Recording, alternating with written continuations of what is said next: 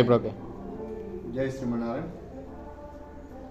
ఆపదామపహర్తారం దాతారం సర్వసంపదాం లోకాభిరామం శ్రీరామం భూయో భూయో నమామ్యం. జై శ్రీమన్నారాయణ. భగవద్బంధువులకు మరియు K6 యజమానానికి, ప్రేక్షకులకు, సిబ్బందికి వారికి అనేక మంగళ శాసనాలు. ఈరోజు గోదావరి తీరం లోపల శ్రీ సీతారామస్వామి ఆంజనేయ స్వామి దేవాలయం లోపల ధనుర్మాసము ముక్కోటి ఏకాదశి ఉత్తరాధార దర్శనము విశేషంగా భక్తులు వచ్చి పాల్గొన్నారు. ఆ స్వామివారి కృప పాత్రులైనారు.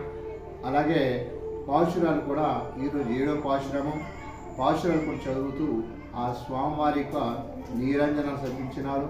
ముక్కోటి ఉత్తరాధారం తీసుకొని స్వామి ప్రదక్షిణ చేసేసి తీర్థప్రసాద స్వీకరించినారు. అలాగే ఈరోజు 7వ పాశురము ఒకసారి అనుసంధానం చేసుకుందాం.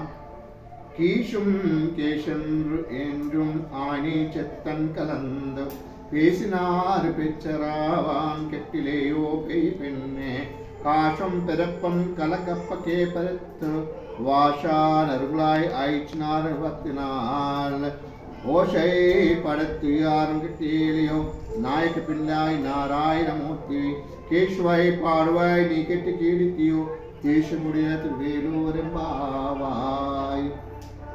கீஷும் கேஷன்று என்றும் ஆனே செத்தன் கலந்து பேசினான் பெற்றவார் கெட்டிலே பெண்ணே காஷம் பிறப்பு கலகப்பக்கே பிறப்பு வாஷான் அருளாயிச்சினார் மத்தினால் ஓஷை படத்து யாரு கிட்டேலியோ நாயக பிள்ளாய் நாராயணமூர்த்தி கேశவை பாடுவை நீ கெட்டு கீடித்தியோ தேசமுடைய వేలూరెంబావాయ్.